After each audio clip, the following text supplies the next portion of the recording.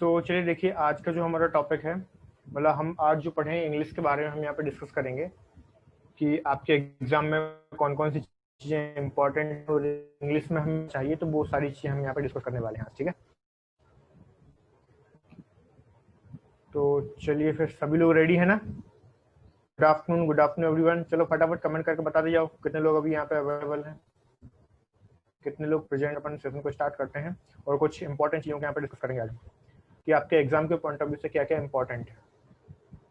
नीलेश कुशवाहा, बाकी और लोग।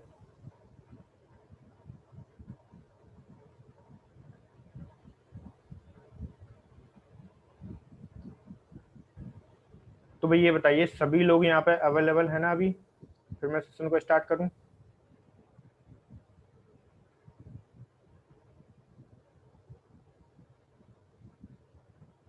चलिए ठीक है।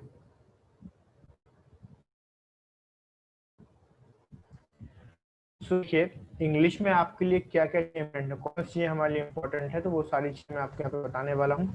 तो देखो, जैसा कि आपको पता है सिलेबस, तो आप लोगों को पता है सिलेबस क्या है इसका। सिलेबस तो आप सभी लोग अच्छे तरीके से जानते हो कि भाई आपका जो पेपर है वो 100 मार्क्स का होने वाला है। ठीक है, और इसमें इंग्लिश का वेटेज क्या रहेगा, तो इंग्लिश का वेटेज आप जानते हैं कितना है। इंग्लिश का वेटेज यहाँ पर रहेगा आपको 20 मार्क्स। अब 20 मार्क्स में टॉपिक कौन कौन से होंगे ये हमें पता होना चाहिए। ठीक है, जो स्क्रीन मैं यहाँ पे शेयर कर रहा हूँ वो आप सभी लोगों को दिखाई दे रही है कि नहीं दिखाई दे रही है, ये बता दो पहले। तो सभी को दिखाई दे रही ना? तो देखो भाई, यहाँ पे हम बात करेंगे इसकी जनरल इंग्लिश की, कि आपके लिए जो इंग्लिश है वो कितनी इंपॉर्टेंट है और कौन कौन से टॉपिक हमारे लिए इंपॉर्टेंट है। तो देखो, 20 क्वेश्चन और 20 मार्क्स की इंग्लिश आपके एग्जाम में पूछी जाने वाली है, तो ये चीज आपको पता होना चाहिए। ठीक है, अब बात करें इसके टॉपिक्स की, कि टॉपिक्स किस टाइप से आते हैं, टॉपिक किस टाइप से आपसे पूछे जाएंगे, तो वो भी आप लोगों को पता होना चाहिए। तो चलो देखते हैं अपन इंग्लिश में क्या पढ़ें और क्या ना पढ़ें, क्या पढ़ें क्या छोड़ दें, ये काफ़ी इंपॉर्टेंट सीन हो जाता है यहाँ पे। तो देखो भाई, जनरल इंग्लिश की अगर मैं यहाँ पे बात करता हूँ तो हमारे लिए इंपॉर्टेंट क्या क्या है इसमें।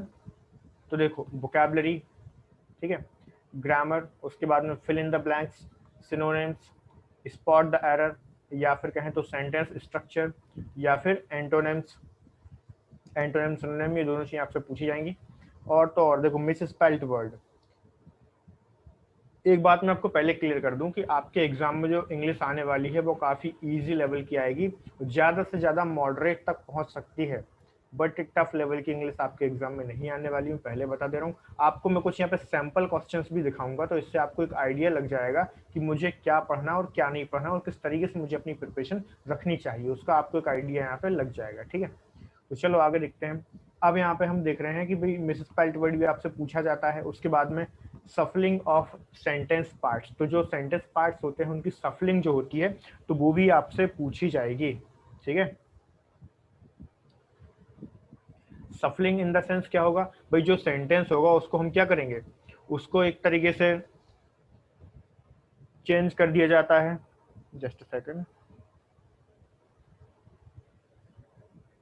तो सेंटेंसेस जो होते हैं उनके पार्ट्स जो होते हैं ना, उस पार्ट्स को हम वहाँ पे चेंज करते जाते हैं। तो इस तरीके से, जैसे सपोज दैट मान लीजिए मैंने यहाँ पे लिखा कि he is my close friend. ठीक है, अब ये जो सेंटेंस है कि he is my close friend, अब ये जो सेंटेंस मैंने यहाँ पे लिखा हुआ है, तो इसमें अब क्या, मान लीजिए मैं यहाँ पे फ्रेंड को पहले कर दूं, ठीक है, उसके बाद में मैं यहाँ पे क्लोज को कर दूं, फिर उसके बाद में कर दूं ही इज माई फ्रेंड, तो ही इज माई।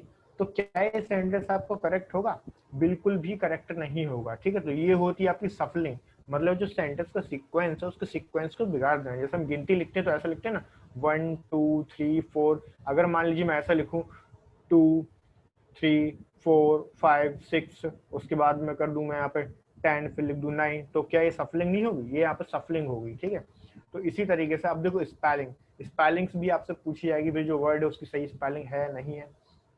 आगे लिखते हैं वन वर्ड सब्स्टिट्यूशन। ठीक है, तो अनेक एक शब्द जो होता है ना, एक तरीके से वन वर्ड सब्स्टिट्यूशन, तो पूरा सेंटेंस लिखा रहेगा उसमें, एक शब्द में उसे क्या कहेंगे। जैसे suppose that one who knows everything, इसको एक शब्द में क्या बोलेंगे? जिसे सब कुछ पता होता है, जो सब कुछ जानता है, उसे एक शब्द में क्या बोलेंगे? तो ऐसा क्वेश्चन अगर आपके एग्जाम में आता है तो फिर आप क्या करोगे, उसे बोलेंगे हम ओमनिशिएंट, जो सब कुछ जानता है, that is called omniscient. One who can use both hands, जो एक ही समय पर अपने दोनों हाथों को यूज कर सकता है, उसे क्या बोलेंगे हम? उसे बोलेंगे हम एम्बीडेक्स्ट्रस, जो अपने दोनों हाथ एक साथ यूज कर सकता है। ठीक है, तो ये बताइए आप लोग, स्क्रीन तो सभी लोगों को दिखाई दे रही ना? जो मैं यहाँ पे स्क्रीन शेयर किया हुआ हूँ सभी लोगों को विजिबल है, दिखाई दे रहा है? ठीक, फिर अपन आगे देखते हैं, आगे बढ़ते हैं।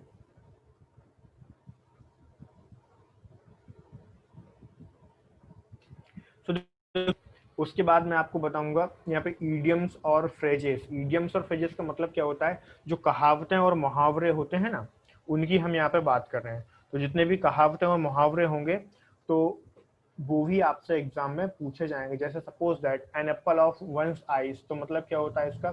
कि भाई कोई भी चीज है बहुत ज्यादा लवेबल है हमारे लिए, ठीक है, या हम कहें तो आंखों का तारा हिंदी में जिसको हम बोलते हैं, that is called an apple of one's eyes. ठीक है, इसी तरीके से अगर मैं यहाँ पे बोलूँ कि भाई इन द हॉट वाटर, जैसे he is going through the hot water nowadays, मतलब क्या है भाई, सब आज लॉकडाउन के वजह से सभी लोग परेशान हैं, तो हमने क्या बोला कि वह व्यक्ति जो है हॉट वाटर से गुजर रहा है। इसका मतलब ये थोड़ी ना होगा गर्म पानी से गुजर रहा है, इसका मतलब सिंपली होगा कि वो परेशानियों से गुजर रहा है। ठीक है, इन द टाइट कॉर्नर, उसका मतलब भी वही होता है। तो ये सारी चीजें तो मैं आपको बताऊंगा ही बताऊंगा।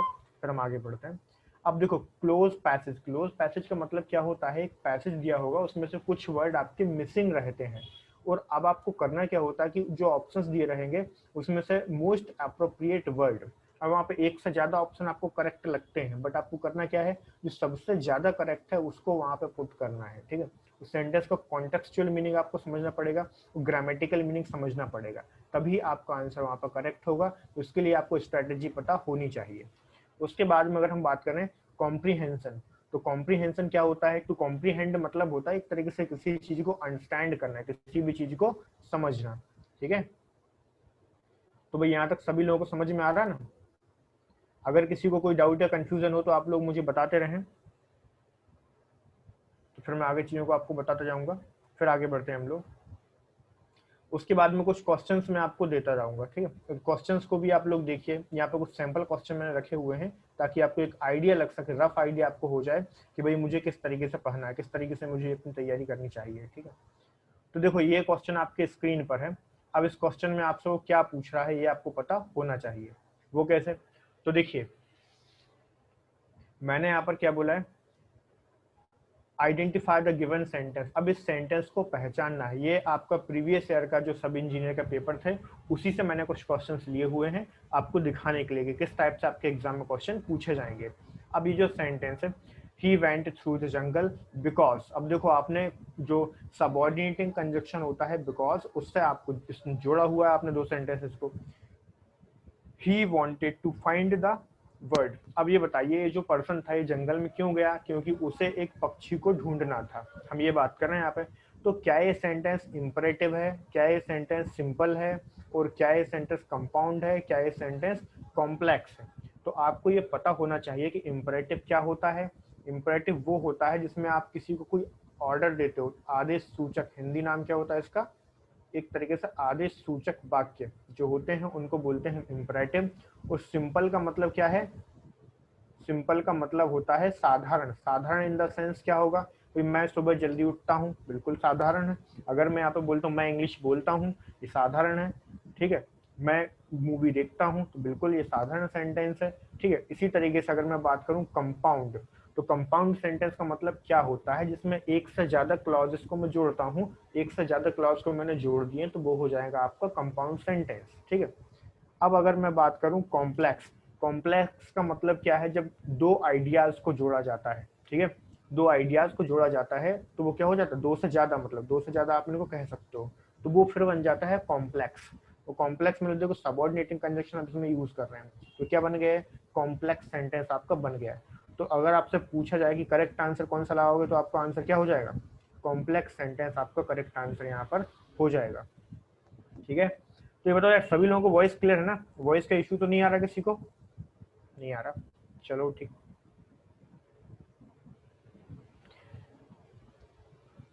कोई इशू या कंफ्यूजन हो तो बता सकते हैं आप लोग मुझे। फिर आगे देखते हैं, नेक्स्ट क्वेश्चन की तरफ मूव करते हैं हम लोग।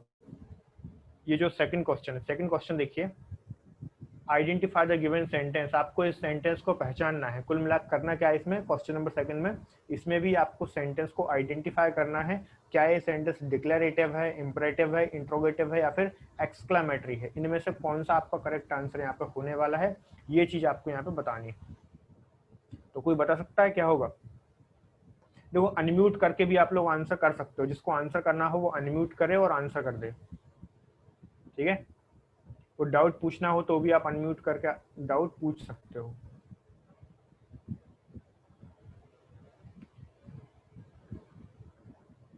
तो देखो भाई इस सेंटेंस में एक्चुअल में हो क्या रहा है, पहले उस चीज को समझो। She is a really beautiful dancer, तो इसमें आप कर क्या रहे हो, सिंपली आप किसी को कुछ बोल रहे हो कि यार वह एक बहुत अच्छी डांसर है, ठीक है, वह रियल में एक बहुत अच्छी डांसर है, आप ये कहना चाह रहे हो। तो क्या ये डिक्लेरेटिव है, इंपरेटिव है? इंपरेटिव मैंने आपको अभी भी बताया था कि आदेश सूचक ऐसा कोई सा भी वाक्य जिसमें आप किसी को कोई आदेश देते हो, ऑर्डर देते हो, कमांड देते हो, तो वो आपका हो जाएगा imperative sentence. So what about interrogative, इसका मतलब क्या, प्रश्नवाचक। तो क्या होगा, प्रश्नवाचक सेंटेंस जो होगा ना, तो वो आपका हो जाएगा इंट्रोगेटिव। Got it? एग्जाम में किस टाइप से क्वेश्चन आएंगे आपके, वो मैं आपको यहाँ पे शो कर रहा हूँ, ठीक है। नेक्स्ट हम यहाँ पे देख रहे हैं एक्सक्लेमेटरी। तो एक्सक्लेमेटरी सेंटेंस कौन सा होता है? एक्सक्लेमेटरी का मतलब होता है आश्चर्यवाचक, ठीक है। तो जिसमें क्या है, आश्चर्य हो। जैसे आपने देखा होगा ये जो उल्टा आई आप यूज करते हो ना, what is this, this is known as exclamation mark, ठीक है। तो इसको हम बोलते हैं एक्सक्लेमेशन मार्क। Got it? अब आपसे पूछा गया कि ये जो सेंटेंस है ये कौन सा है, तो आप इसमें करेक्ट आंसर क्या लगाओगे? तो देखो हमें सारी बातें समझ में आ रही हैं कि इंपरेटिव मतलब आदेश तो किसी को दे नहीं रहे हो, मतलब ये आपका आंसर नहीं होगा। प्रश्न किसी से कर नहीं रहे हो, तो ये भी आपका आंसर नहीं होगा। आश्चर्य कुछ हो नहीं रहा हमको इसमें, ये भी आंसर नहीं होगा। तो मतलब क्या है, सिंपली मैं किसी को ये बताना चाह रहा हूँ कि वो एक बहुत अच्छी डांसर है। Got it? तो ये मेरा यहाँ पे आंसर बनेगा, तो this would be the correct answer. तो बता दो भाई सभी लोगों को समझ में आ गया? चलो ठीक है, फिर अपन लोग आगे बढ़ते हैं।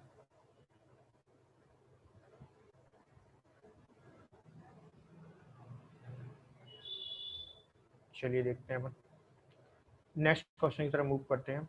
अब देखो नेक्स्ट क्वेश्चन क्या है, क्योंकि देखो टॉपिक जब हम पढ़ेंगे तो बनवावन पढ़ेंगे। अभी बस मेरा काम क्या है, अभी मैं बस आपको शो कर रहा हूँ कि किस तरीके से एग्जाम में क्वेश्चन आते हैं। तो सबसे पहले आपको क्या है, स्ट्रेटेजी तो पता होनी चाहिए कि भाई स्ट्रेटेजी क्या होनी चाहिए, क्वेश्चन का पैटर्न पता होना चाहिए कि पैटर्न क्या होना चाहिए, सिलेबस क्या है, तो ये सब चीजें आपको पता होनी चाहिए। इसीलिए मैंने फर्स्ट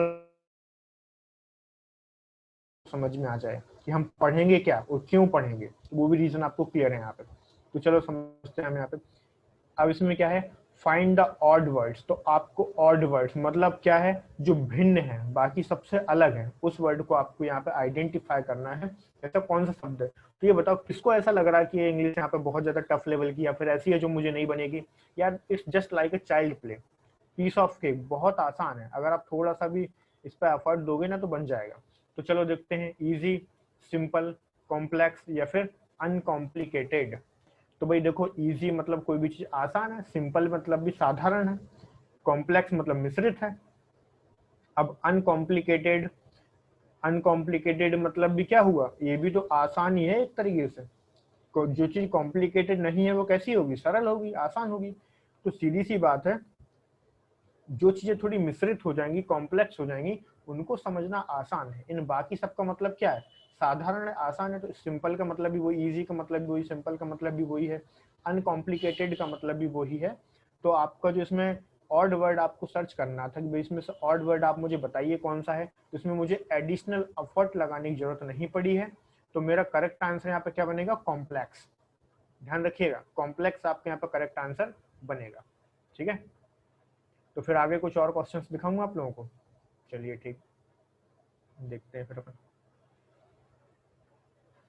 अब देखिए नेक्स्ट क्वेश्चन हमसे क्या पूछा गया, नेक्स्ट क्वेश्चन हमारे पास क्या है, फिल इन द ब्लैंक। अब इसमें क्या है, आपको फिल इन द ब्लैंक, यहाँ पे इस ब्लैंक को आपको अप्रोप्रिएट वर्ड्स के साथ पुट करना है, ठीक है। अप्रोप्रिएट मतलब जो एक तरीके से इस सेंटेंस के मीनिंग को ग्रामेटिकली और कॉन्टेक्चुअली, कॉन्टेक्चुअली का मतलब ये होता है कि प्रैक्टिकल लाइफ में, व्यवहारिक ज्ञान में क्या वो सक्सेसफुल है, व्यवहारिकता में क्या हम उसको यूज कर सकते हैं, या पता चल रहा है उसका मीनिंग बदल जाए। तो मीनिंग नहीं बदलना चाहिए। तो इनमें से आपको एप्रोप्रिएट करेक्ट वर्ड आपको वहां पे पुट करना है। तो चलिए देखते हैं फिर अपन। तो भाई मैंने यहाँ पे क्या बोला, सेंटेंस यहाँ पर दिया हुआ है it is way to inside. अब देखो आगे हमने बोला someone should turn on the light. अब ये बताइए क्या घर के अंदर लाइट होगी तो मैं किसी से कहूंगा दोबारा कि तुम लाइट जलाओ? नहीं कहूंगा ना। तो ये तो भाई बिल्कुल मैच नहीं कर रहा है, आंसर नहीं होगा, एलिमिनेट कर दो। उसके बाद ये बताओ ब्राइट, मतलब घर में अगर उजाला होगा तो क्या मैं किसी से ये कहूंगा कि तुम लाइट जलाओ? ऑफ कोर्स नहीं कहूंगा। साइन करेगा, कुछ चमकेगी तो भी मैं नहीं कहूंगा। मतलब क्या भाई, अंधेरा होगा तभी तो हम किसी से कहेंगे कि भाई लाइट जलाओ, हमें कुछ दिखाई नहीं दे रहा है। तो करेक्ट आंसर क्या बनेगा आपका? Dark. It is way too dark, मतलब टू डार्क का मतलब यहाँ पे हो जाएगा बहुत ज्यादा अंधेरा। ठीक है, टू डार्क का मतलब क्या है? बहुत अंधेरा। तो इस वजह से हम क्या बोलेंगे किसी को, भाई तुम जो है लाइट यहाँ पे जलाओ। Got it? ये बात समझ में आई सभी लोगों को कि नहीं आई?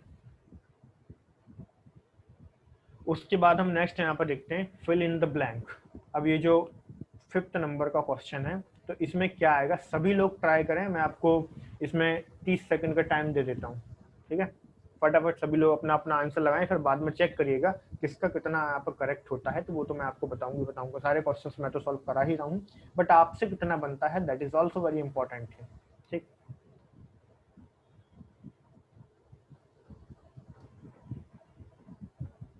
सिंसियर, चलो ठीक है, सभी लोगों के कमेंट्स भी आ रहे हैं। ठीक ठीक, बी।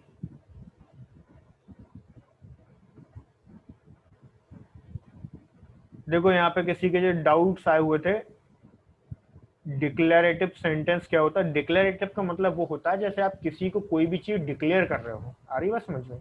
किसी को आपने डिक्लेयर किया है, कोई भी चीज बताई है, कुल मिला के अनाउंसमेंट करना, अनाउंसमेंट टाइप से, तो वो होता है डिक्लेरेटिव। नीलेश कुमार का डाउट था यहाँ पर ये, ठीक है? कॉम्प्लेक्स और कंपाउंड में, सर्वेश यादव, कॉम्प्लेक्स और कंपाउंड में अंतर ये होता है कि कॉम्प्लेक्स सेंटेंस में एक से मतलब 2 से ज्यादा क्लॉज होते हैं, ठीक है? और कंपाउंड सेंटेंस में क्या होता है, सिर्फ 2 ही क्लॉज होते हैं। और जो कंपाउंड सेंटेंस होता है वो कोऑर्डिनेटिंग कंजक्शन से जुड़ा होता है, ठीक है? और जो कॉम्प्लेक्स सेंटेंस होते हैं ना, वो आपके सबऑर्डिनेटिंग क्लॉजेस से जुड़े होते हैं। ये डिफरेंस होता है कॉम्प्लेक्स और कंपाउंड में। जब मैं आपको डिटेल में सब कुछ पढ़ाऊंगा तो एक एक चीज आपको मैं बताऊंगा यहाँ पे, ठीक है? तो चलिए ठीक, सभी लोगों के यहाँ पे आंसर तो बहुत सारे लोगों ने करेक्ट ही दिए हैं।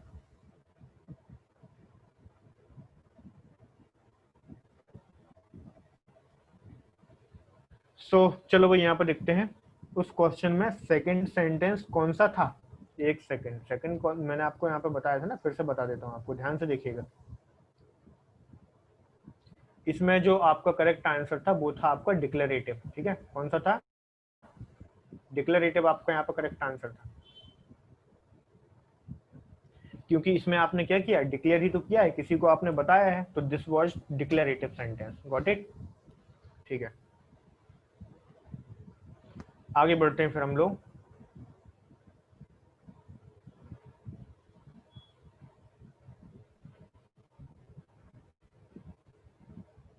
तो चलो देखो, इसमें देखते हैं हम। इस सेंटेंस में मैंने आपको बताया था कि करेक्ट आंसर आपको बताना है, ठीक है? तो मोस्टली सभी लोगों के आंसर यहाँ पर करेक्ट आए हैं। तो देखो एग्जाम में एफर्ट देने की जरूरत है, इजिली अगर आप उसको प्रैक्टिस करते हो, थोड़ा बहुत समझते हो, तो भी आपसे बन जाएगी, ठीक है? हमने क्या बोला यहाँ पे, he studies all the time, मतलब वो ये कोई बंदा है, अब ये क्या है, पूरे टाइम पढ़ाई करता है यहाँ पे। फिर हम आगे देखते हैं, he is one of the most student in the class. अभी बताओ, बहुत ज्यादा खुश होगा तो ये पढ़ाई करेगा क्या?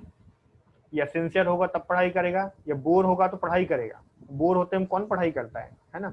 जबकि पढ़ाई के नाम पर तो लोग बोर होने लगते हैं, भले मूवी देख लें, है ना? बट ऐसा नहीं है, कई बार इंटरेस्ट भी आता है चीजों को पढ़ने में। आगे हम यहाँ पे देख रहे हैं कॉम्प्लिकेटेड। अब ये कॉम्प्लिकेटेड होता है, इसके लिए तो दिन भर क्यों पढ़ता, पूरे टाइम क्यों पढ़ता? आपने देखो यहाँ पे क्या देखा, यहाँ पे क्या दिख रहा है हमको, ऑल द टाइम। तो पूरे टाइम ये व्यक्ति जो है स्टडी करता है। अब क्यों कर रहा है? क्योंकि वो सिंसियर है, आ रही बात समझ, समर्पित है अपने काम के लिए। सो दैट्स व्हाई हमारा करेक्ट आंसर क्या हो जाएगा, सिंसियर। आप सभी लोगों का आंसर भी यहाँ पर करेक्ट है। Got it? तो चलिए फिर आगे बढ़ते हैं अपन लोग। नेक्स्ट क्वेश्चन जो हमारे पास है, which of the below given words is spelled correctly. आपको देखना करेक्ट वर्ड, देखना कि कौन सा वर्ड यहाँ पर करेक्टली स्पेल्ड है। वो तो स्क्रीन पर सभी लोगों को दिख ही रहा होगा अच्छे तरीके से, सभी लोग समझ गए होंगे, है ना। तो फिर मैं आगे बढ़ूं।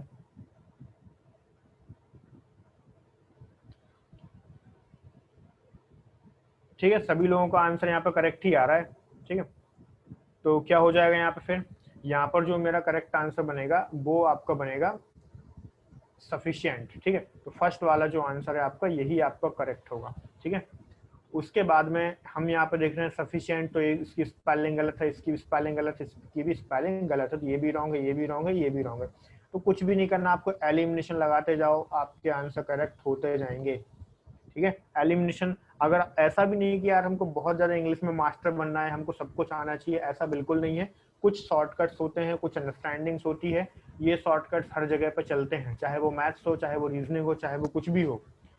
एक स्टेज पर आकर आपको इनको समझना पड़ता है कि किस तरीके से मैं इनको यूज करूं, क्योंकि ऐसा तो नहीं कि हम हर एक व्यक्ति इंग्लिश में मास्टर बन जाए, है ना। तो ऐसा भी नहीं है। अभी मेन प्रायोरिटी हमारी क्या है, मेन प्रायोरिटी हमारी होती है एग्जाम निकालना, कि पहले एग्जाम निकले, बाकी चीजें बाद में देखी जाएंगी। ठीक है, तो इतना अगर आपको समझ में आता तो आप इजिली कर लोगे। अब देखो भाई, कुछ ईडियम्स और फ्रेजेस आपसे यहाँ पर पूछे जाते हैं, तो इसको देखते हैं हम। अब इसका मतलब क्या है, what does the given idiom means, इसका मतलब क्या हो जाएगा, जिप योर लिप, मतलब अपने होठों को बंद रखो। तो सीधी सी बात है, कितना आसान है, बच्चा भी बता देगा, किसी फर्स्ट स्टैंडर्ड के बच्चे से भी पूछोगे ना, तो वो भी बता देगा कि इसका मतलब क्या है, इजिली समझ आ रहा है। ठीक है, अभी बताओ, क्या आप अपने होठों को बंद करके किसी का सपोर्ट करोगे क्या, किसी को परेशान करोगे, नहीं कर सकते ना, किसी से फाइट करोगे, नहीं कर सकते। एक ही आंसर बचता है, ये सभी के सभी रॉन्ग हो गए। कीप क्वाइट, चुप रहो। कुल मिलाकर आप क्या कह रहे हो किसी से, कि चुप रहो। ठीक है, जिप योर लिप, जैसे कोई व्यक्ति है बहुत ज्यादा बोल रहा है, तो हम उसे क्या बोलते हैं, zip your lip, there is no need to speak, तो हमें बोलने की जरूरत नहीं है, तो आप कह सकते हो जिप योर लिप।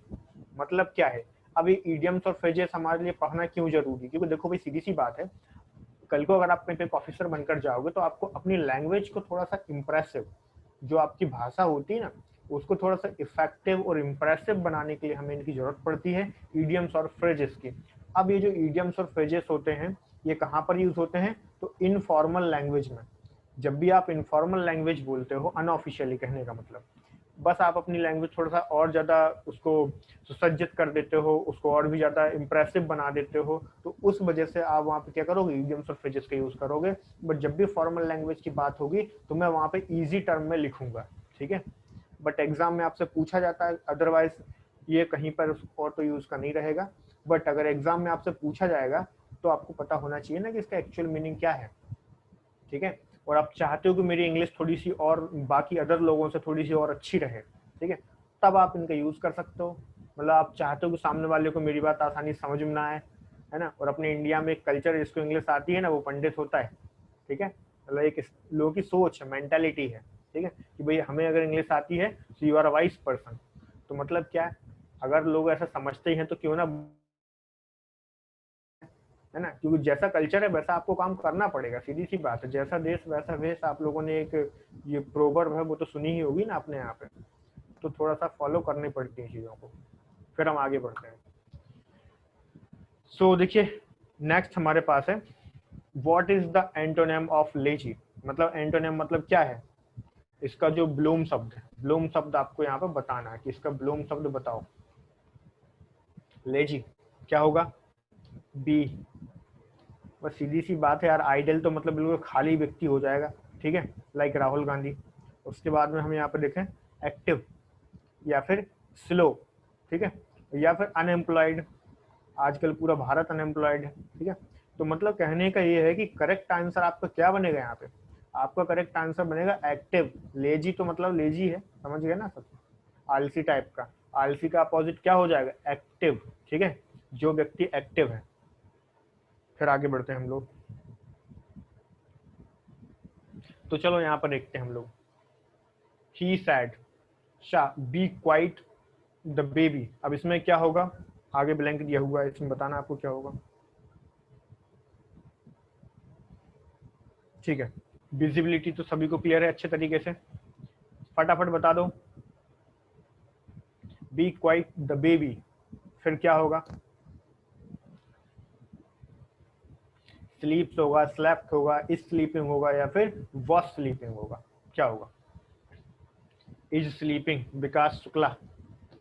सी, चलो ठीक है, सभी लोगों के आंसर यहाँ पे करेक्ट आ रहे हैं। ठीक है, तो देखो भाई यहाँ पे करेक्ट आंसर क्या होगा? Is sleeping. ठीक है, क्योंकि सीधी सी बात है कि आपने जो सेंटेंस बनाया वो किसमें बनाया है? नरेशन।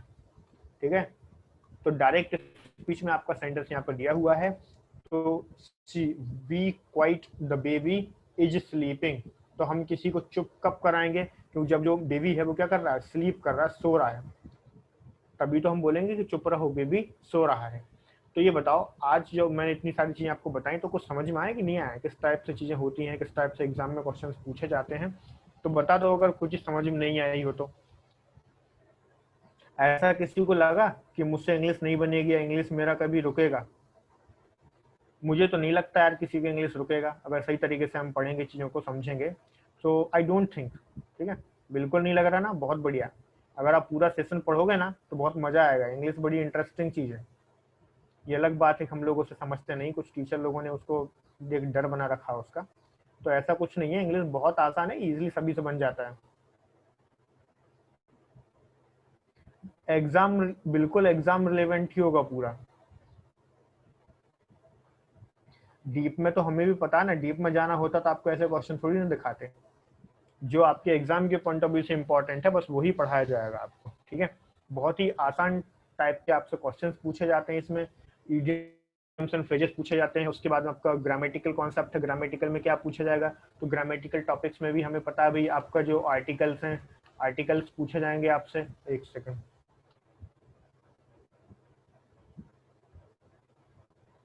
तो देखो अब इसमें क्या है, आपका आर्टिकल आपसे पूछा जा सकता है। ठीक है, उसके बाद में प्रपोजिशंस आपके एग्जाम में आ सकते हैं। ठीक है, एडजेक्टिव पूछे जाएंगे। मतलब देखो, बहुत ज्यादा अपन डीप में नहीं जाना, अपने को क्या है, बिल्कुल स्टार्टिंग से पढ़ना और बिल्कुल ओवरव्यू लेते चलना सबका। ठीक है, एडवर्ब भी पूछा जाएगा, इसमें आपको कोई प्रॉब्लम नहीं आएगी, बेसिक बेसिक आपको बता दिया जाएगा। उसके बाद आप सब इंजीनियर कोई सा भी पेपर उठा के लगा लेना, अगर आपसे कोई क्वेश्चन छूट जाए तो कहना। ठीक है, कोई सा भी क्वेश्चन आपका नहीं छूटेगा। ठीक है, तो आपका एडजेक्टिव हो जाएगा, एडवर्ब हो जाएगा, उसके बाद में आपका कंजक्शन भी हो जाएगा। ठीक है, उसके बाद आपके वॉइस और नरेशन भी हम यहाँ पे बेसिक बेसिक उनका देख लेंगे। ठीक है, तो आपको यहाँ इसमें कोई प्रॉब्लम नहीं आएगी।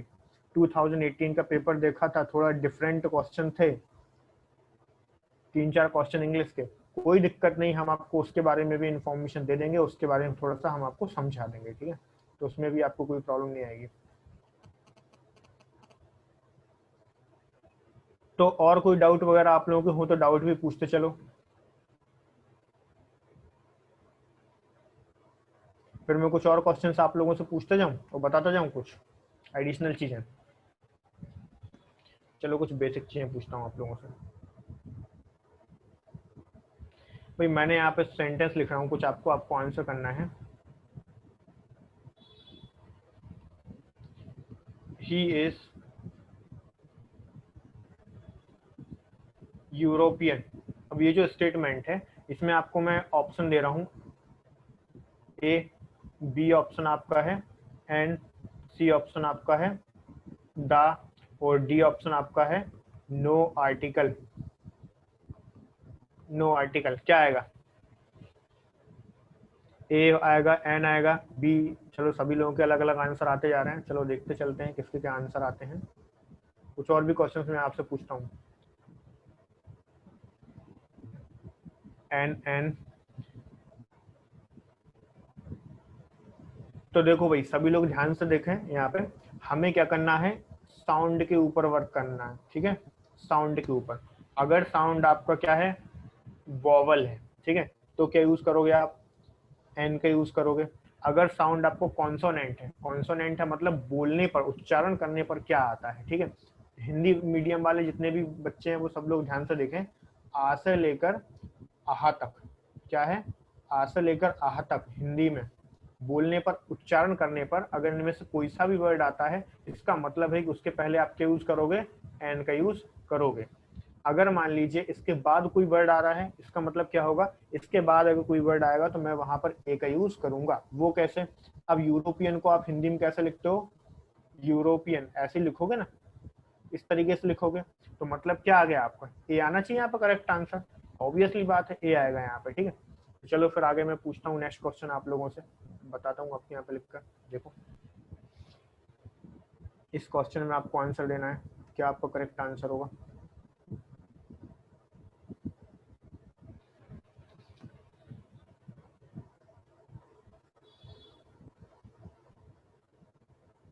इज अ, एक सेकंड,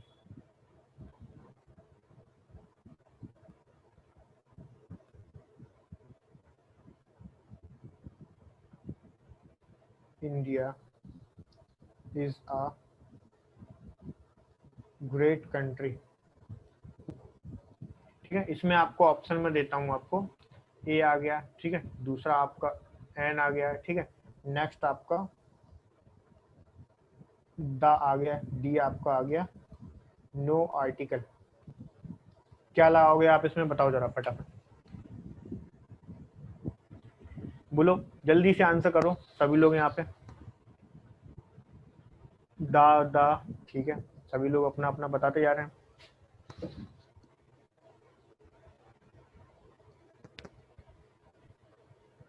एक और सेंटेंस देता हूं मैं आपको जब तक। He said, he said English is, आगे लिख देता हूँ, इंटरनेशनल लैंग्वेज।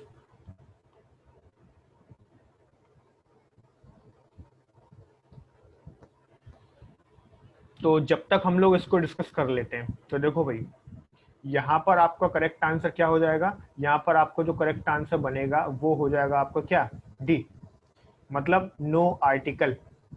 क्यों, अब ऐसा क्यों आएगा, क्योंकि देखो किसी भी प्रॉपर नाउन के पहले दा का यूज नहीं करते हैं, और किसी भी आर्टिकल का यूज नहीं करते हैं। गॉट इट, ठीक है। आगे बढ़ते हैं फिर हम लोग, कुछ और चीजें आपको बताते चलते हैं यहाँ पे।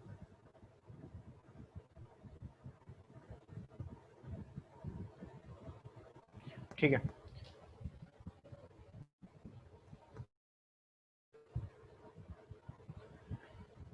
जस्ट अ सेकंड गाइस, अभी बता रहा हूँ आपको कुछ क्वेश्चंस और।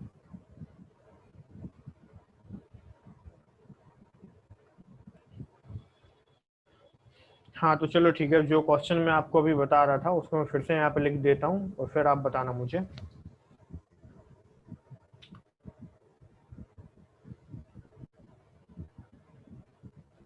सो देखिए यहाँ पे, he sad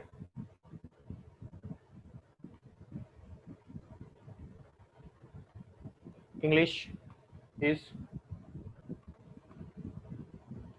international language,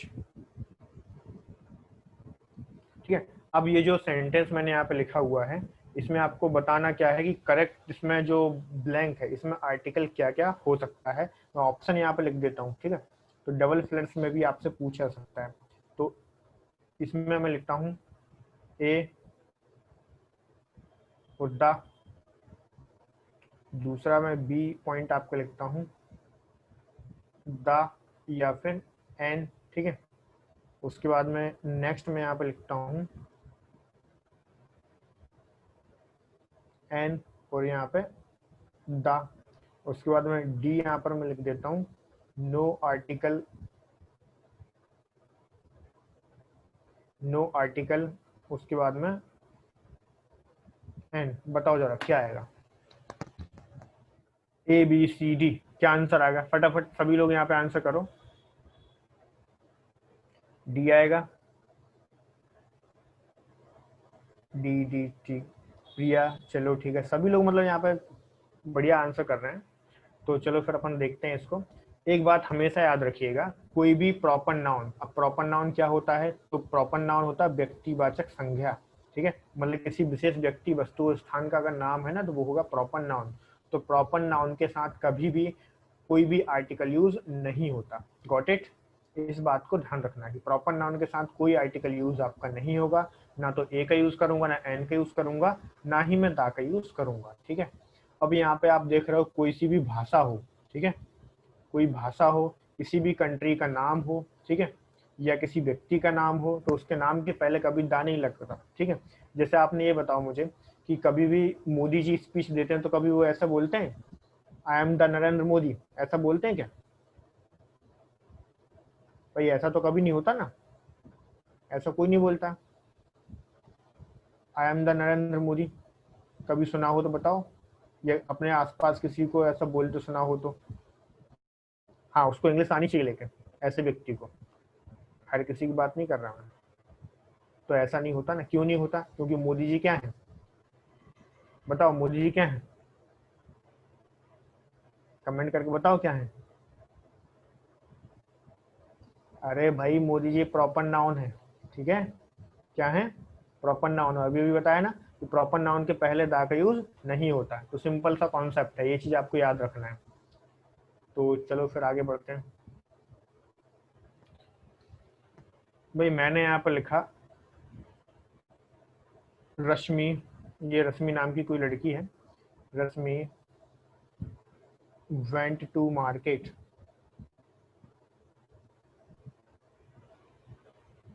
there she eight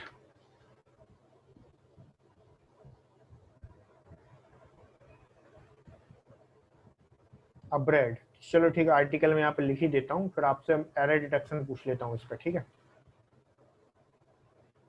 अब ये जो सेंटेंस है, इसमें ये बना दिया मैंने पार्ट ए, दूसरा पैटर्न बता रहा हूँ, ठीक है। पार्ट बी, और ये हो जाएगा आपका क्या, पार्ट सी, ये हो जाएगा डी, और लास्ट आपसे पूछा जाएगा नो एरर। तो बताना ये कि एरर कहाँ पर है। कोई बता पाएगा एरर कौन से पार्ट में है, कहाँ एरर? विजिबिलिटी तो सबको क्लियर है ना, सही तरीके से दिखाई दे रहा है? कमेंट करो यार, कमेंट करके बताओ मुझे। नहीं भी बन रहा तो बताओ नहीं पता, ठीक है। तो पार्टिसिपेशन इज मस्ट। डी, सभी लोग समझ ही गए होंगे, क्योंकि मैंने यहाँ पे आर्टिकल अलग से लिखा है तो, ठीक है ना। क्योंकि ब्रेड, ब्रेड क्या होता है? ब्रेड रोटी जो होता है, वही चपाती जो है वही ब्रेड है। तो ब्रेड हमेशा और हमेशा कैसा होता है? अनकाउंटेबल होता है। कैसा होता है? अनकाउंटेबल नाउन होता है। और किसी भी अनकाउंटेबल नाउन के साथ कभी भी ना तो ए का यूज होगा और ना ही एन का यूज होगा, ठीक है। क्यों नहीं होगा उसका रीजन समझिए। रीजन उसका यह है कि ए और एन जो है वो किसी न किसी नंबर को दर्शाते हैं। किसको दर्शाते हैं? नंबर। अब जब अनकाउंटेबल नाउन का कोई नंबर ही नहीं होता, so how can you count it, ठीक है। तो किसी भी अनकाउंटेबल नाउन के साथ मैं आर्टिकल ए और एन का यूज नहीं करूंगा। Got it? यहाँ तक सभी लोगों को बात समझ में आ गई होगी। फिर दूसरा सेंटेंस मैं आपसे पूछता हूँ। अभी मैंने यहाँ पे लिखा, आपको बताना ये है, my brother is elder than I, ठीक है। अब ये जो सेंटेंस मैंने यहाँ पे लिखा हुआ है, तो अब इसमें चलो मैं आपसे कुछ क्वेश्चन पूछ लेता हूँ, एरर पूछ लेता हूँ इसमें। चलो ये हो गया आपका पार्ट ए, ठीक है, ये हो गया आपका पार्ट बी, ठीक है, और ये हो गया आपका, एक से ई था यहाँ पे, ठीक है, ये हो गया आपका सी, और ये हो गया आपका डी, ठीक है। और लास्ट मैंने बता दिया नो एरर। नो एरर आपका हो गया ई। बताना है कि एरर कहाँ है, कहाँ एरर है इसमें? डी है, डी में क्या एरर है? क्या एरर को समझ में आ रहा है?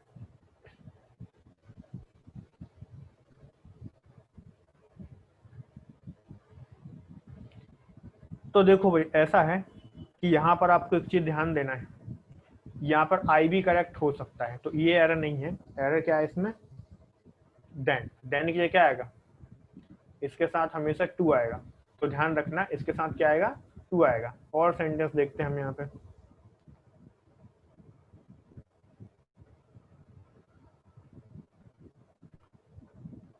माई friend is senior to me. अब ये जो सेंटेंस है senior than me, senior to me, तो इसमें क्या आएगा? ऑप्शन में आपको दे देता हूँ यहाँ पे। यहाँ पे मैंने लिख दिया देन, और यहाँ पे लिख दिया टू। इन दोनों में से क्या आंसर लगाओगे आप? क्या आंसर बनेगा आपका? देन लगाओगे या फिर टू लगाओगे? टू लगाओगे, ठीक है। बिल्कुल ठीक, सभी लोगों का यहाँ पे करेक्ट आंसर आ रहे हैं। तो देखो भाई, ऐसा है कि बहुत ही आसान चीजें आपके पेपर में आने वाली हैं, जैसा मैं आपको यहाँ पे दिखा रहा हूँ, क्योंकि जो भी मैं लेक्चर यहाँ पर लेता हूँ वो आपके एग्जाम ओरिएंटेड होते हैं, ठीक है। तो एग्जाम ओरिएंटेड रहेंगे, जो आपके एग्जाम के पॉइंट ऑफ व्यू से इंपॉर्टेंट है, मैं बस वही चीजें पढ़ाऊंगा यहाँ पर, ठीक है। तो यहाँ पर मैंने देखा देन और टू, तो आपको पता होना चाहिए ऐसा कोई सा भी एडजेक्टिव जिसके लास्ट में आई ओ आर आता है, और कुछ ऐसे भी वर्ड्स होते हैं, जैसे अगर मान लीजिए मैंने यहाँ पे लिखा प्रिफर, ठीक है। अगर मैं यहाँ पे लिखता हूँ एल्डर, तो इनके साथ में भी आप क्या यूज करोगे, इनके साथ में भी आप कंपैरिजन करते समय, तुलना करते समय टू का यूज करोगे, देन का यूज आप नहीं करोगे, ठीक है। तो सेम चीज यहाँ पे हो रही है, देखो सीनियर आई ओ आर आए कि नहीं आया लास्ट में, तो क्या जाएगा, मतलब आपको आई ओ आर देखना है, तो मतलब क्या लगाओगे आप यहाँ पे टू लगाओगे। अगर यहाँ पे प्रिफर आएगा, प्रिफरेबल आएगा, एल्डर आएगा, तो भी आप क्या लगाओगे, टू लगाओगे। अब इसके बाद जितने भी एडजेक्टिव बचेंगे उन सभी के साथ आप क्या यूज करोगे, वहां पर आप यूज करोगे देन का। एक और सेंटेंस मैं आपको यहाँ पे देता हूँ, फिर उसमें देखते हैं हम। जैसे मैंने यहाँ पे लिखा दिस टेम्पल इज,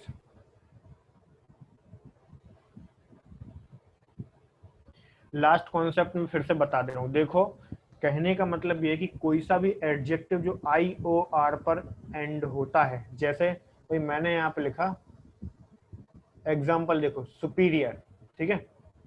मैंने यहाँ पे लिखा इन्फेरियर, ठीक है। उसके बाद में मैंने यहाँ पे लिखा सीनियर, ध्यान से देखिए आप लोग, सीनियर। तो मैं टॉपिक पढ़ाऊंगा तो सब चीजें डिटेल में बताऊंगा, ठीक है। अभी तो मैं आपको बस एक डेमो की तरह दे रहा हूँ यहाँ पे। सीनियर, ठीक है, जूनियर।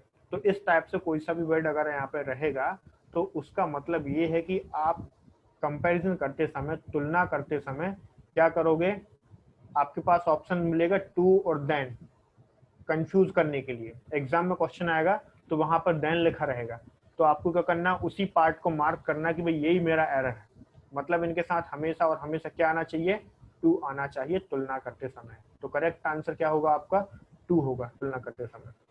अब इसके अलावा कुछ और है तो उसका मतलब क्या होगा, वहां पर फिर आप देन लगा सकते हो। जैसे अब एक एग्जांपल उसका भी मैं दे देता हूँ आपको, समझ आ जाएगा। जैसे मैंने यहाँ पे लिखा this temple is than me, तो चलो फिर ऑप्शन देखते चलते हैं हम लोग यहाँ पे। अब ये बताइए इसमें क्या आएगा, ओल्डर आएगा, दूसरा ऑप्शन मैंने आपको दे दिया यहाँ पे एल्डर आएगा, ठीक है। नेक्स्ट ऑप्शन मैंने आपको यहाँ पे दे दिया सीनियर आएगा, ठीक है। या फिर मैं यहाँ पर दे दिया नेक्स्ट ऑप्शन आपको जूनियर आएगा। क्या लगाओगे आप इसमें, बताओ फटाफट ऑप्शन बताओ, first second third fourth, do comment. Older आएगा ऑफ कोर्स, फर्स्ट, ठीक है, फर्स्ट आपका आंसर आएगा। तो देखो भाई ऐसा है कि ओल्डर का यूज आप कहाँ कहाँ कर सकते हो, इसकी प्रॉपर्टी को समझ लो। ओल्डर का यूज मैं ह्यूमन के साथ भी करूंगा, ठीक है। इसका मैं थिंग्स के साथ भी करूंगा, इसका यूज मैं एनिमल के साथ भी करूंगा, ठीक है। सभी के साथ मैं इसका यूज कर सकता हूँ, किसका, ओल्डर का। बट अगर मैं सिर्फ यहाँ पे एल्डर की बात करूं, तो एल्डर का यूज सिर्फ और सिर्फ ह्यूमन के लिए यूज होता है, इंसानों के लिए यूज होता है, इस बात का ध्यान रखिएगा, ठीक है। या तो ब्लड रिलेशन होना चाहिए या सेम फैमिली के लोग होना चाहिए, तो वहां पर हम क्या यूज करेंगे, वहां पर हम यूज करेंगे एल्डर। बट हाँ, इस बात का भी आपको ध्यान रखना है कि भाई हम यहाँ पे सेम फैमिली की बात कर रहे हैं। Same family in the sense क्या हुआ, सेम फैमिली का मतलब इंडियन फैमिली नहीं हुई, ठीक है। हम यहाँ पे ब्रिटिश फैमिली की बात कर रहे हैं। अब ब्रिटिश फैमिली क्यों बोला मैंने, ब्रिटिश फैमिली मैंने इसलिए बोला कि भाई इंडियन फैमिली में तो पूरा मोहल्ला हमारा परिवार होता है, ठीक है। तो ऐसे में तो कॉन्सेप्ट आपका बढ़ जाएगा, तो गड़बड़ हो जाएगी ना। तो इसलिए क्या करना है, ब्रिटिश फैमिली को फॉलो करना है। मतलब क्या हुआ, मदर और फादर और कौन हो जाएगा, चिल्ड्रन, ठीक है। तो ये फैमिली आपको फॉलो करनी है। अगर मान लो मेरा सगा भाई या सगी बहन है, तो मैं वहां पे क्या यूज करूंगा, उनके साथ एल्डर का यूज करूंगा, ठीक है। अगर मान लीजिए मोहल्ले में कोई है, ठीक है, कोई अंकल है, कजिन है, तो उसके लिए मैं क्या यूज करूंगा, ओल्डर का यूज करूंगा। जिस बात का आपको ध्यान रखना है, गॉट इट। तो चलो फिर आगे कुछ और चीजें बता देते हैं।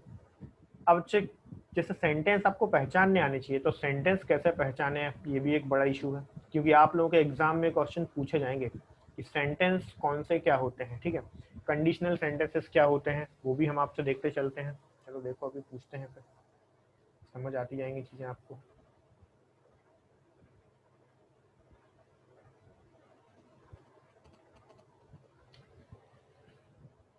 कुछ प्रोपोजिशन से रिलेटेड भी क्वेश्चंस मैं आपसे पूछे लेता हूँ, बताओ मुझे। अभी तो बेसिक चीजें बता रहा हूँ मैं आपको, ठीक है। कोई मैंने टॉपिक यहाँ पे कोई सा भी टॉपिक स्टार्ट नहीं किया, बस बेस बता रहा हूँ आपको मैं, किस टाइप से चीजें होती हैं, किस टाइप से आपको एग्जाम में करना है, ठीक है। तो चलिए देखते हैं अपन लोग, जस्ट अ सेकंड। तो चलो देखो, मैंने यहाँ पे लिखा when I called him he was home, ठीक है। अब इसमें मैं कुछ ऑप्शंस आपको देता हूँ। Option A on, option B at, option C onto, option D in, into कर दिया लो। अब मुझे बताओ क्या आएगा इसमें, एट आएगा,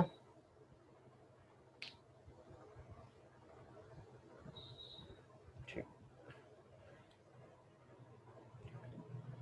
बिल्कुल करेक्ट है, ठीक है। क्योंकि किसी भी पॉइंट ऑफ प्लेस, किसकी बात कर रहे हैं हम यहाँ पे, पॉइंट ऑफ प्लेस। तो सारे क्वेश्चंस आपके एग्जाम के लेवल के ही मैं यहाँ पे पूछ रहा हूँ, तो पॉइंट ऑफ प्लेस बताना होगा, सॉरी। तो पॉइंट ऑफ प्लेस के लिए मैं क्या यूज करूंगा, एट का यूज यहाँ पे मैं करूंगा। एक और सेंटेंस हम यहाँ पे देखते हैं, उसको बताना आप लोग। तो देखिए, सी इज लुकिंग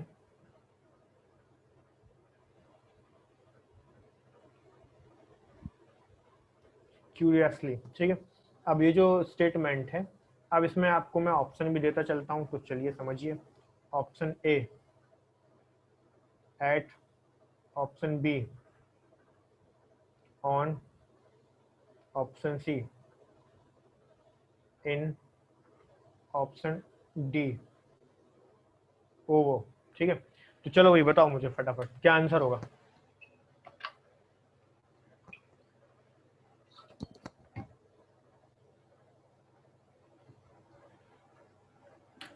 सेम चीजें आएंगी इसमें, सेम पैटर्न में आपके एग्जाम में क्वेश्चन पूछे जाने हैं, कुछ भी आपको अलग से यहाँ पे नहीं आने वाला है, ठीक है।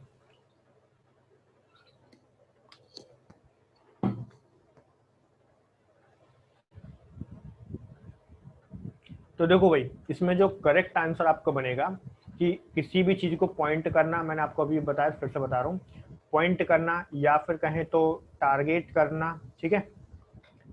ऐसा कोई सा भी पॉइंट आएगा, किसी चीज को टारगेट करोगे तो हमेशा और हमेशा वहां पर भी आप क्या यूज करोगे, एट का यूज करोगे, ठीक है।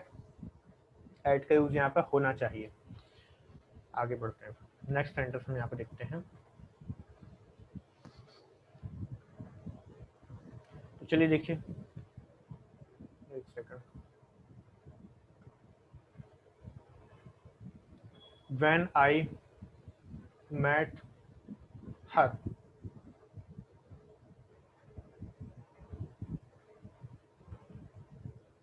She was talking the phone, ठीक है। ऑप्शन देते हैं आपको, जस्ट अ सेकंड। ऑन, ठीक है, ये आपका ए हो गया, ठीक है। बी ऑप्शन देते हैं आपको एट, सी ऑप्शन देते हैं बाय, और डी ऑप्शन देते हैं आपको ओवो। बताओ जरा क्या आंसर होगा आपका। ए, सभी लोगों के आंसर आने चाहिए। ऑन आ गया, ऑन आ गया, चलो ठीक है। ए, ठीक है, ऑन बोल रहे हैं ज्यादातर लोग। बाकी लोग कहाँ हैं यार, सभी लोग आंसर करो यार फटाफट, ठीक है। तो सभी लोगों के यहाँ पर रिप्लाई आए तो थोड़ा सा सही रहेगा। देखते हैं कितने लोग यहाँ पर अवेलेबल हैं।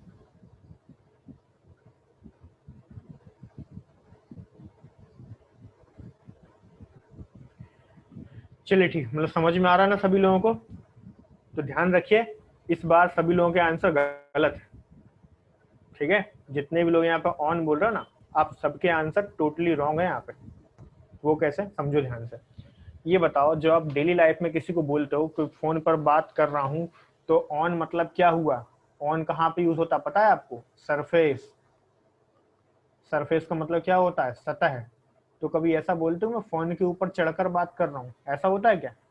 नहीं होता ना, मतलब ऑन आपका आंसर नहीं बनेगा, ठीक है? ऐड तो हो गई नहीं।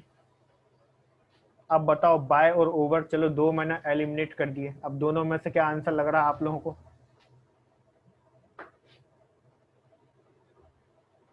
ओवर। तो जिन लोगों को ओवर लग रहा है उनका आंसर बिल्कुल सही है, ठीक है? बाय भी नहीं आएगा। बाय किसके लिए यूज होता है? बाय यहाँ पे डुअर के लिए यूज होता है। किसके लिए? डुअर, कर्ता के लिए, मतलब किसी पर्सन के लिए यूज होगा, ठीक है? जबकि किसी भी इंस्ट्रूमेंट के लिए क्या यूज करोगे आप? ओवर का यूज करोगे, ठीक है? किसी भी इंस्ट्रूमेंट की अगर मैं बात करूं, जैसे सपोज दैट मैं रेडियो पर न्यूज सुन रहा हूं, तो मैं क्या बोलूंगा? I am listening news over the radio और ऑन द रेडियो। तो ऑब्वियसली बात है कि मैं बोलूंगा ओवर द रेडियो, तो मैं किस पर सुन रहा हूँ? Over the radio. तो कभी भी इंस्ट्रूमेंट की बात हुई तो ओवर का यूज होगा, और फोन के साथ हमेशा और हमेशा किसका यूज होता है? ओवर का यूज होता है। तो बेसिक चीजें हमको पता नहीं होती, हम जो इंग्लिश बोलते हैं ना, वो सुनी सुनाई इंग्लिश बोलते हैं। हमारा पड़ोसी जो इंग्लिश बोल रहा है, हमारे साथ वाला जो इंग्लिश बोल रहा है, हम वो उस इंग्लिश को फॉलो करते हैं, बट हमें ये पता नहीं होता कि उसको भी तो नहीं आती, ठीक है? तो सुन सुनकर जो इंग्लिश सीखी जाती है वो कुछ ऐसी होती है, पढ़कर सीखी जाती है, उसमें यही तो अंतर है, इसलिए हम लोग यहाँ पे पढ़ते हैं। बाकी सबको यही लगता है कि भाई अरे बहुत आसान है, बहुत आसान है, आराम से बन जाती है। तो रीजन वो है, मानते हैं कि इतनी आसान नहीं है, बट इतनी इजी भी नहीं है कि कुछ भी करो, ठीक है? तो भाई ये बताओ, यहाँ तक सारी चीजें आप लोगों को समझ में आई कि नहीं आई? मुझे कमेंट करके बताओ, जो कुछ मैंने आज बताया वो सभी लोगों को कमेंट कर बता दिया समझ में आया कि नहीं आया।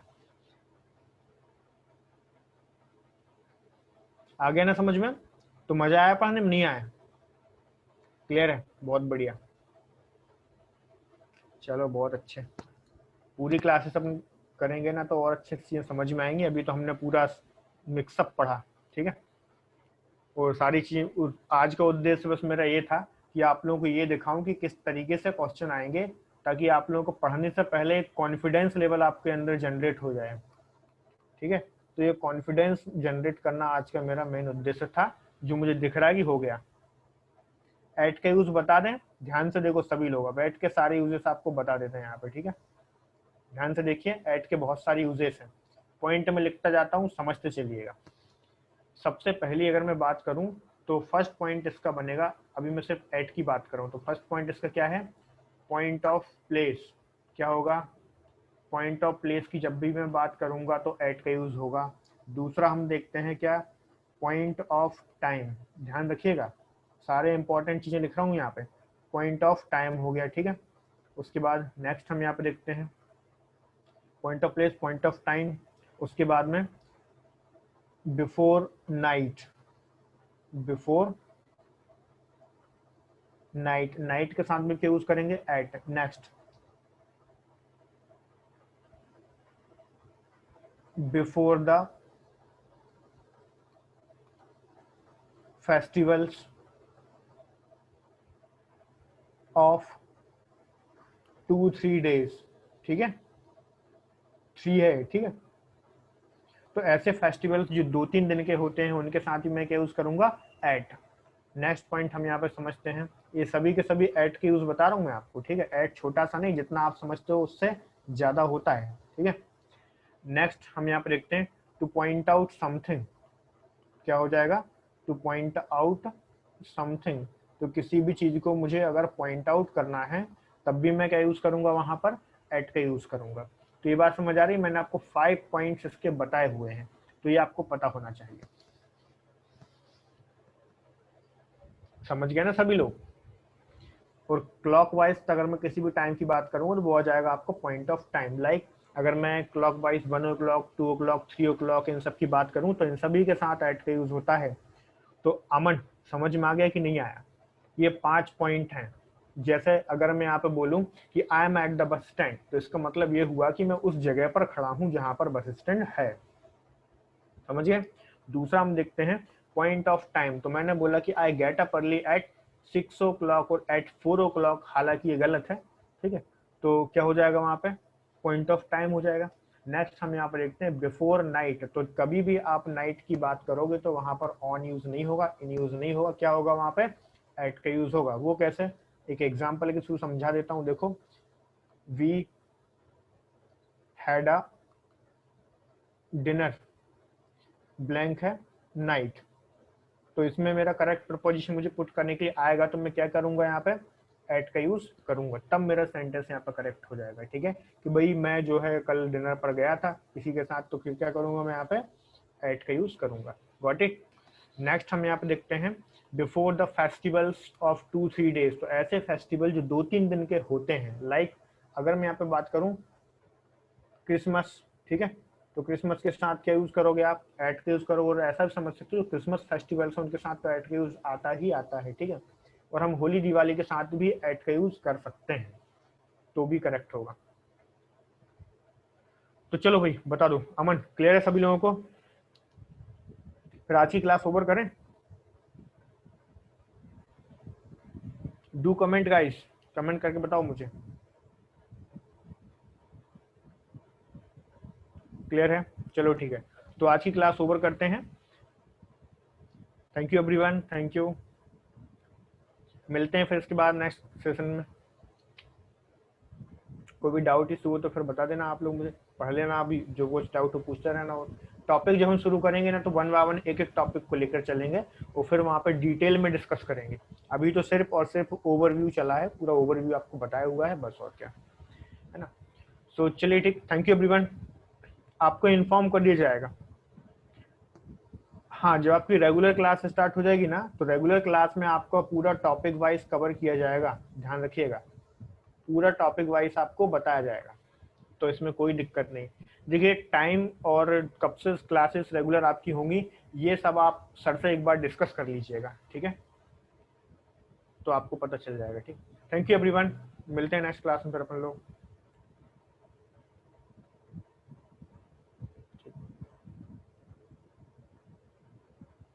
Let's over the class. Thank you guys.